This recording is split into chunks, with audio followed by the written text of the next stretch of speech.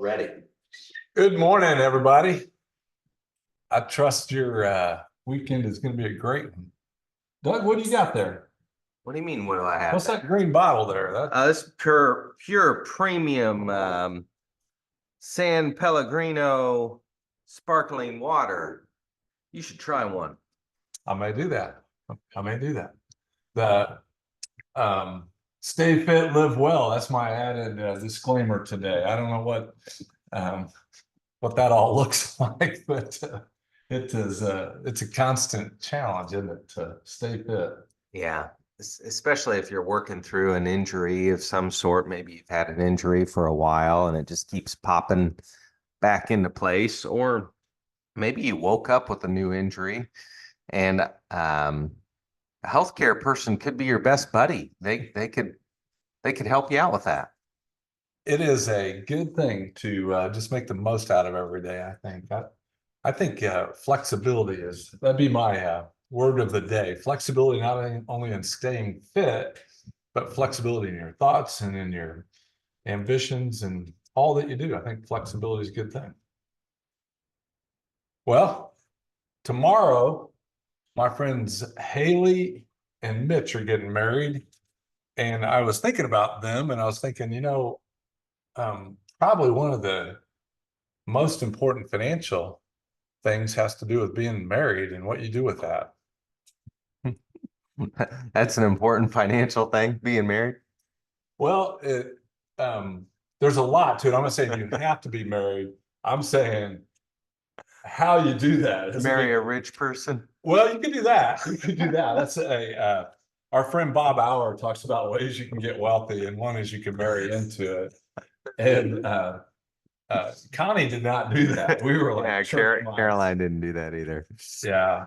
I actually married a rich person. Caroline had a high-paying teacher salary, and I'm so grateful for that salary because when I first started in this business, it was very difficult. Somebody I was having lunch with this week told me that Dave Ramsey was stirring the pot recently about that. The teachers are very wealthy in the way they're paid because they're one of the few people that still get pensions. And so when people say, yeah, a lot of them do, but like if people say they don't make anything, a pension is worth probably $1 million at the most. I was listening to an interview with Dave Ramsey this morning. Really? Yeah. What's that guy's name that I like? Theo Vaughn? Theo Vaughn. Yeah, Theo Vaughn. If you want to check out a great podcast, Theo Vaughn. He recently interviewed President Trump, but he has an interview with Dave Ramsey. It's about a 2-hour one.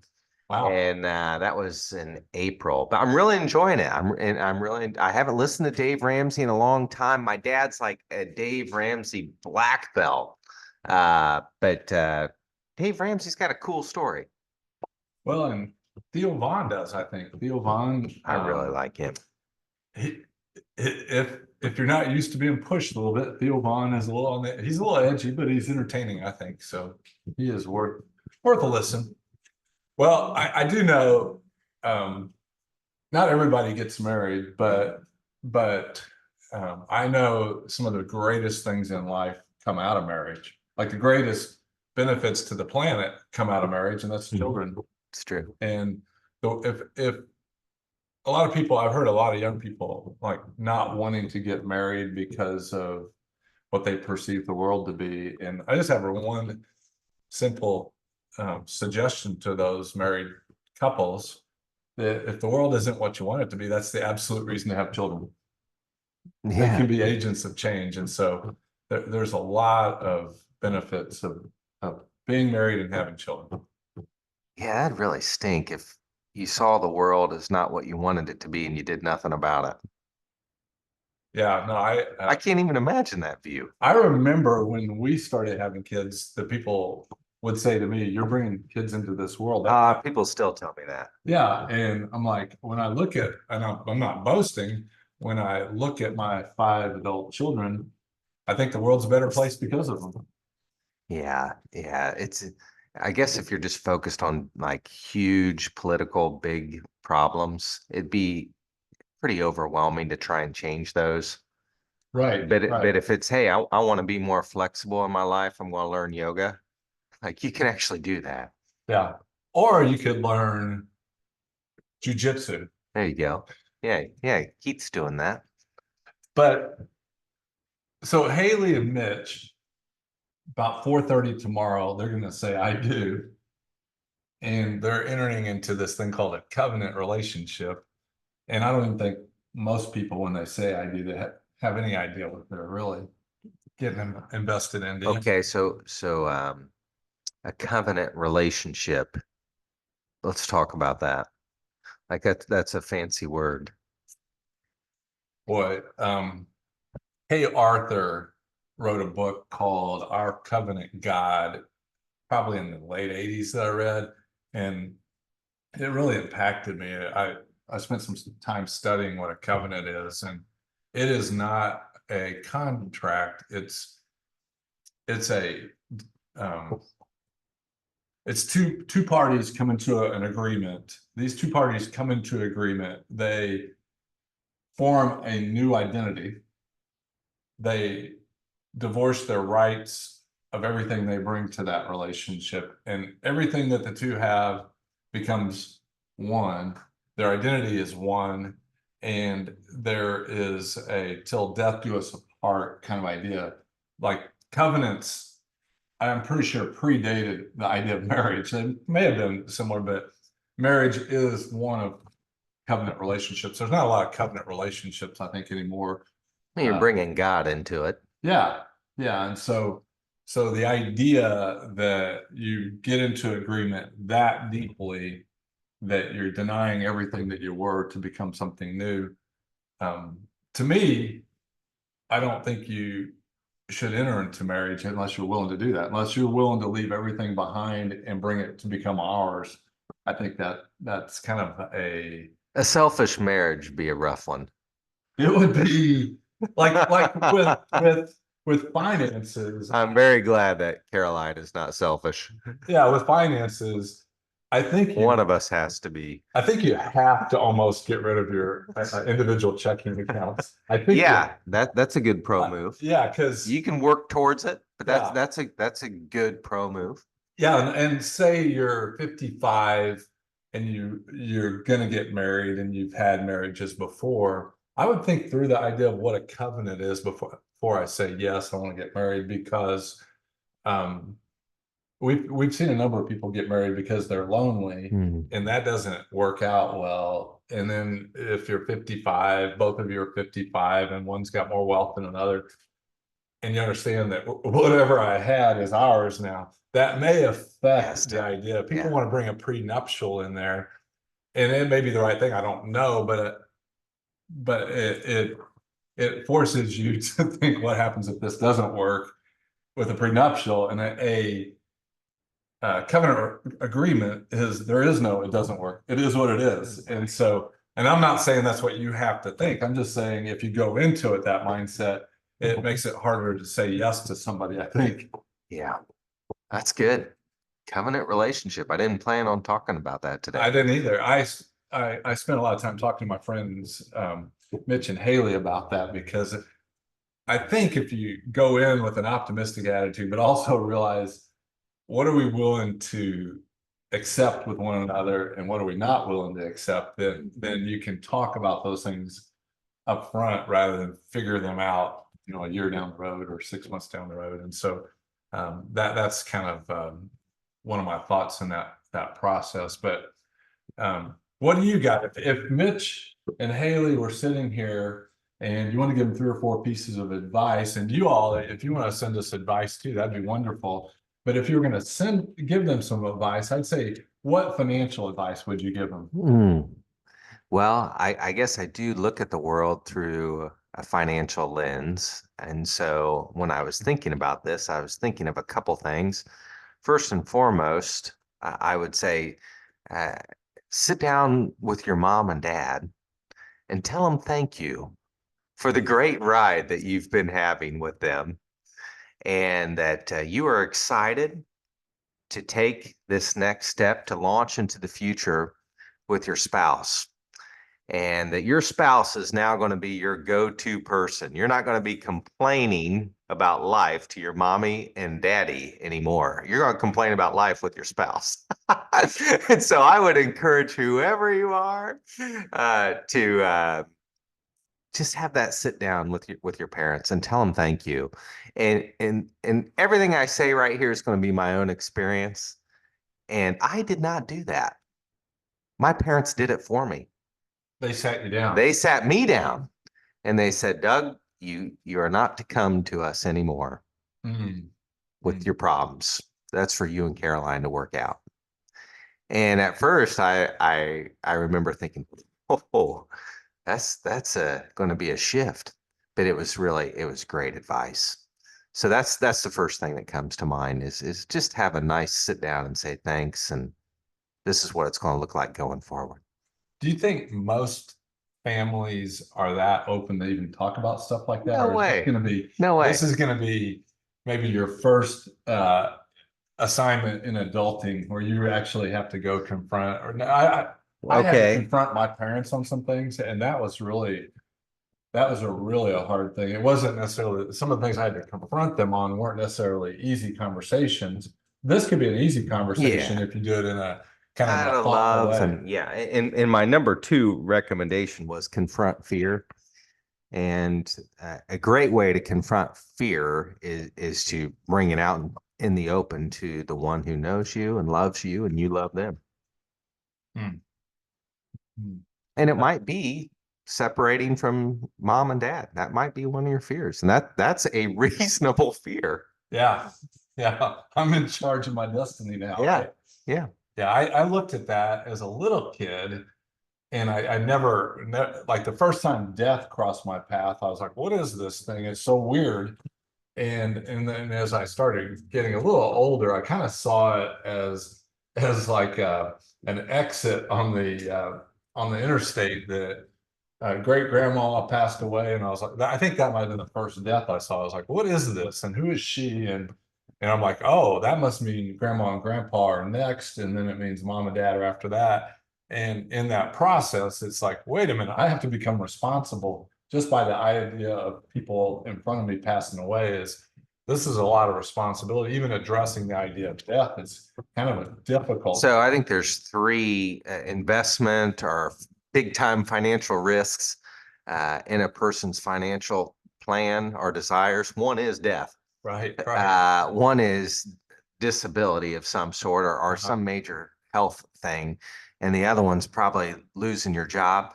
Two of those you can solve for with some money. Right. You can buy some insurance to offset some risks. Yeah. But yeah, confronting your fears, whatever those are, those need to be dealt with. And the best place to start is having a conversation with somebody who loves you. And one of the great benefits of marriage is you've got somebody there that you're, if you really embrace this idea of a covenant relationship, we are one at this point. And so you can pretty much have some pretty open and honest conversations. It helps to start having some of those before you say the I do's, I think, just to make sure You probably find out. you can handle it. Find out if you want to be one. Was that Jack Nicklaus that said you can't handle the You truth? can't handle the truth. Yeah. Yet. Yeah. And if it's you can't handle the truth yet, just keep dating each other. Yeah. Yeah. I mean, the idea of what you're going to go through in life together, the ups and downs, is just a treat. Like you guys are going to create a story that is your unique story. It's going to be an adventure. It's going to be good. It's going to be bad. It's going to be exciting. It's going to be disappointing. All these aspects of your marriage are the story you're creating, and you have to get through the difficulties to build the story, which is hard for a lot of people. Yeah. Like conflict or difficulties or fear, all those things you got to navigate. And that's why you want to kind of have those conversations up front. So as you get into it, you can enjoy the blessings of marriage. I had like if I was talking to a newlywed and I was wanting to say, here's some financial advice, I'd say live like paupers for about 5 years. Just live like you don't have anything. And if you do that, you'll have enough that you can do some things, I think. Mine is the opposite of that, kind of. That's good. That's why we have, that's why we're all different, right? I mean, not really the opposite. But one of the thoughts is like probably within 5 years you might have a kid or two. Yeah, I mean, so maybe. Yeah. maybe Yeah. I don't know, but I would encourage you to co-recreate. Find something that you like to do together, like activity wise, and that could be simple stuff. You don't have to spend a lot of money. You can live like a pauper and co-recreate. You don't have to say, "Hey, we both love France," and you Right. go to France every other Thursday. It could be something else, but I would really encourage you to spend some money on co-recreation and build some experiences because this is a time of your life where it's just the two of you, and that's a really sweet stage of life. We went through a book called His Needs, Her Needs as Newlyweds. And it just, the book, the author just talks about the differences of needs of men and women. And part of the advice in that book, I'm not recommending that book because I don't remember all that was in it. I just remember the importance of understanding the difference of our needs. But part of what he suggested is if you're going to plan to be together for a long time, why not find those co-recreational things that you have in common? So instead of me taking up golf and Connie taking up tennis, why don't we pick something we want to do together? Because you're going to build your hobbies together and you're building kind of a similar thought process on what you enjoy doing. I hear a lot of couples today doing pickleball. Oh yeah, it's so much fun. Yeah, Yeah, we've been playing a lot of pickleball. what's that cost to play pickleball? You might have $100 and a couple rackets. Yeah, which is pretty easy co-recreation. Yeah, a lot of really nice courts, just local courts. Connie and I, and we were fortunate, our income started to take off a little bit by living like paupers. I think within 5 years we were debt free, and that's why I throw that out there. I had breakfast with a young couple that got debt free yesterday and or this last month, and they were just so excited. And so that's my advice on the financial thing, living like a pauper. Um, I would also say now this one's going to go against the Department of Agriculture. They try to tell you how much kids cost. I would say maybe try to have one more kid than what you thought, which sounds crazy.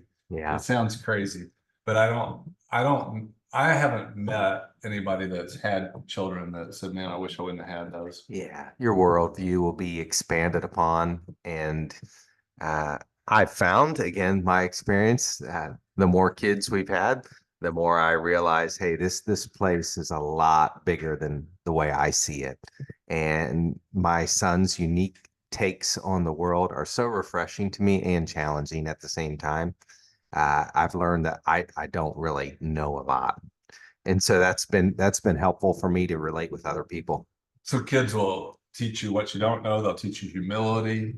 Um, uh, One of the financial things about kids that I've observed over my career is if you had two couples that had the same income and kind of the same lifestyle, and um, generally speaking, the one with more kids has greater wealth. And Makes sense. and it's because their cash flow has been forced to be more constrained than if somebody with fewer kids. And then when the kids finally get out of the house, that cash flow frees up for their balance sheet a lot of times because their lifestyle after 20 years or so raising kids, your lifestyle is probably not going to change dramatically on a cash flow basis. I'm in the heavy cash flow stage right now. Cars, college, all kinds of stuff. And it is just it's a great ride to be in that stage of life. But going back to your friends who are getting married, I think another key principle is to aim for the heart. And if you can aim for the heart, you'll discover a lot of unique things that you just didn't know, or that someone didn't know about themselves. And they're changing and they're growing, and you're walking through that with them. And so you can experience just a lot of personal growth, and you can have a lot of fun when you just aim for somebody else's heart. That word I always struggle with that word because it doesn't really mean anything to Aim. me. No, well, that too. I used to have a trophy where I won the crap shooting contest. But the word heart has always been a vague word to me. When I hear that word, a lot of times I'll think of their soul, which is their mind, their will, and their emotions, and um, really the way you think is a big deal. And so that combination of your soul, I feel like, man, I just said the word that I was going to say. Our culture today, I hear them use the word "I feel," that phrase a lot, and so I think you have to address one another's emotions, but you also have to address one another's thoughts, and the will. All those are part of what I think of when I think of the heart, because if I'm just addressing somebody's emotions, they could be just thinking wrong. It And might have been 7 or 8 years into our marriage. I called my father-in-law and I said, I think I'm just now getting to know Caroline. yeah, And so aiming for the heart, it's going to take a while. yeah. It's not like you figure this thing out because we're all changing, we're all growing and developing, and we're all confronting different challenges. Yeah, we have a mind which is the processor of thoughts, and we have this brain that stores thoughts. And like Connie wouldn't know what my second grade experience is like unless she asked me that, right? And maybe something happened in second grade that pops up every Yep. blue moon. Well, the more that we get to talk to each other, the more we know each other, we're going to know more what's not only in your mind, your thinker, but what's stored in your brain here. Because some of those things, maybe you don't even know until you talk about them, because there's a lot of pre one another thoughts that have been etched in your brain. What about um, what I said? What I didn't say like aim for the heart. I just said be friends, and um, and I think that's just a big deal. Like friends do stuff together. Yeah. Friends like one another. I know in the wedding vows you're going to say "I love you" or something like that, Yeah.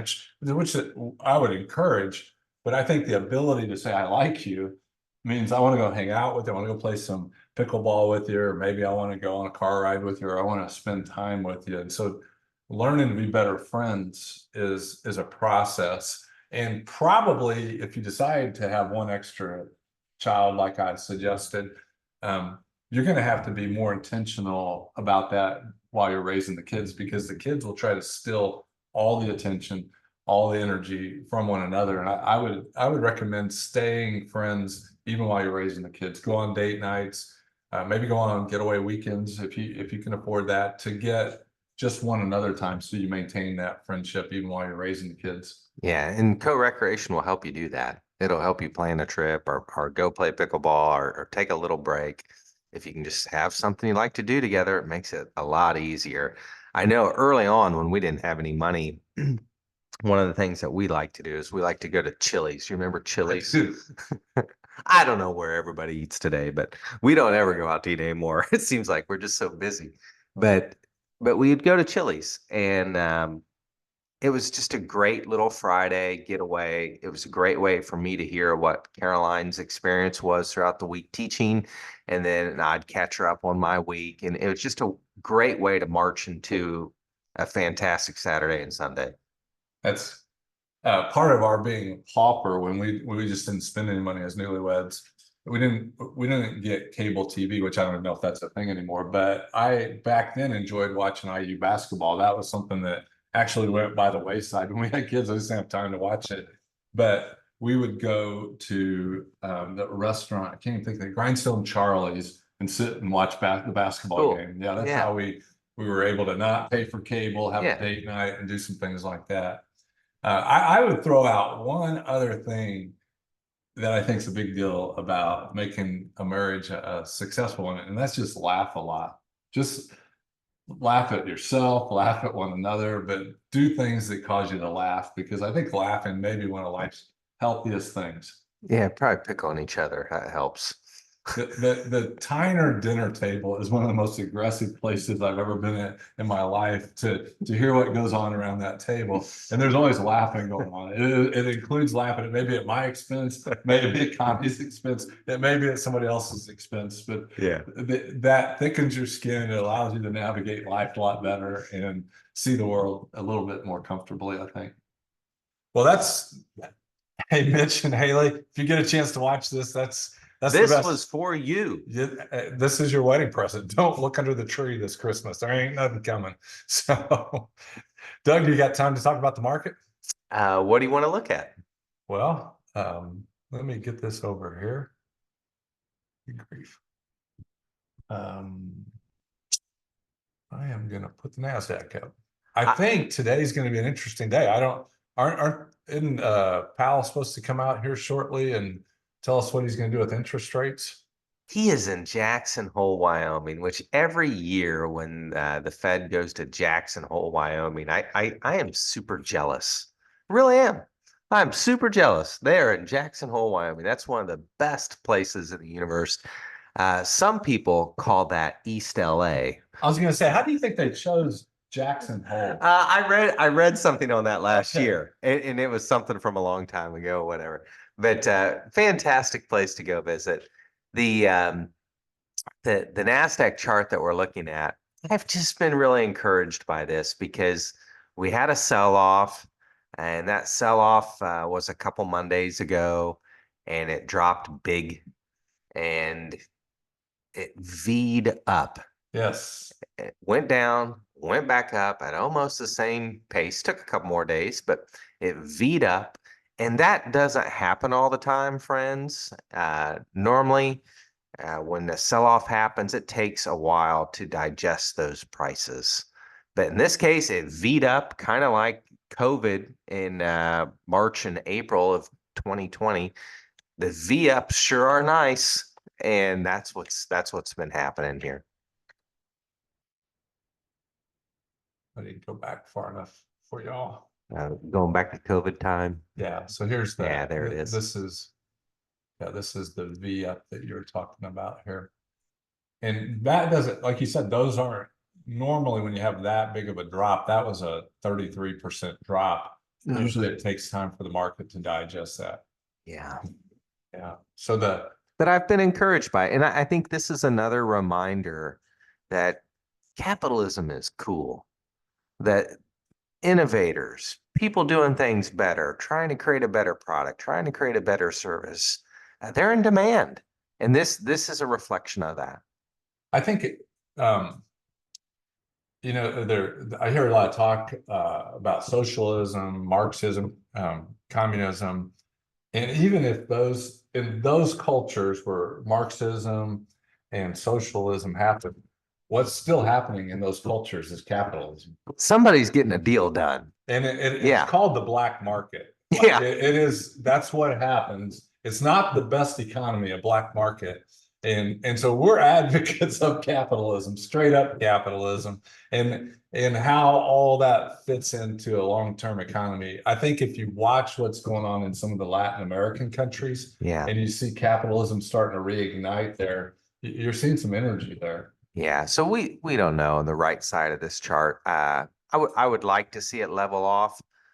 Maybe like go like this, maybe. Yeah, just to calm down a little bit. V-ups, it's just dangerous because you've had a shift in opinion, and it's been sharp one way, sharp the other. So I'd like to see some cool, calm prices tighten up. That could be if interest rates were reduced. And remember this, whatever Powell says, it's not really what he says, it's the reaction to what he says that's most important. And I don't know what time, if it's 10 I o'clock think this 10 morning. at 10. I don't know if it's 10 Eastern or what it was. Oh, okay. Yeah. I'm not sure. Might be 10 Jackson Hole time, whatever that is. Jackson Hole, I had breakfast with somebody recently that was there, and you want to save up a little bit. It's not living like a pauper if you go there. No. They have, I think this fella stayed in a motel and it was $400 a night. Yeah. Yeah. But you should do it. It It's worth it. because I was taking 7 or 8 recently, and we stayed over the pass in Victor, Idaho. So Oh, that's great you can too. go over As there. long as your transmission's good. Yeah, yeah, and they fixed the road that collapsed Yeah. earlier this year. They fixed that. So if you want to stay in Victor, it's a cool little, it's like a little Oh, western town. yeah, you should do that. Yeah, because it's not as That would it's be a better, that's a very cool place to go to. and it's not as commercial as Jackson Hole. And I think about an hour and a half north of that, you can go up and rent 4-wheelers and go just crazy in the sand dunes. We had a blast there. So We should well, be having this call there. Maybe we should start going to Jackson Hole in August. why don't we go when the demand isn't there? Because we're gonna live like paupers. Maybe we take the Gimbal team there to celebrate Gimbal. In like February. February would be fun, but it's expensive there then too. We're going overtime. Sorry, friends. Hope you guys have a great weekend. We'll see you soon.